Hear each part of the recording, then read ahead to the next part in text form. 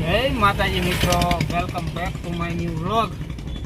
તો વ્લોગની શરૂઆત કરી આપણે જામનગરથી. તો આ છે આપણું જામનગર, મુકેશ અંબાણીનું જામનગર કહેવાય ને. આ જામનગર આવ્યા હતા, આપણે થોડું કામ હતું. હવે આપણા બે મિત્રો છે અહીંયા, ભાઈ છે આપણા બે પોલીસમાં, બે બાર છે દ્વારકા સાઈડ, એટલે એક મળવાનો ટાઈમ નહીં રહે, એટલે આપણે સીધા નીકળી જઈશું ઘર તરફ. તો આપણી જર્ની કીધું લાવો શૂટ કરી.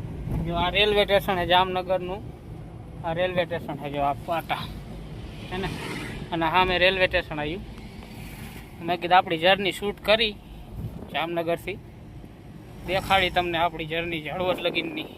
વ્લોગમાં બન્યા રહીજો. શાંતિવાળું સિટી છે આમ જોવે ને તો જામનગર. આ રેલવે સ્ટેશન રોડ ગયો, આ રેલવે સ્ટેશન જવું હોય ને તો અહીંથી જવાય.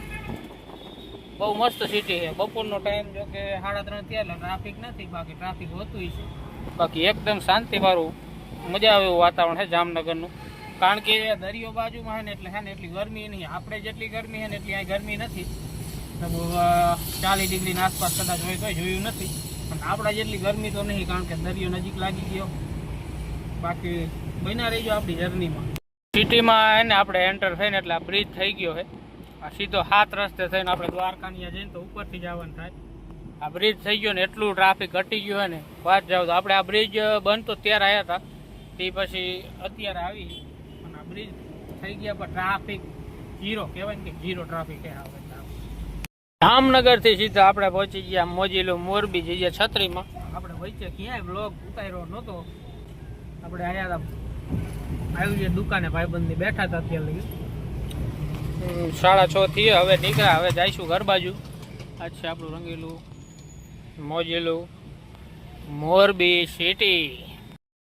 મંદિર છે સામે, જો આ મણિ મંદિર.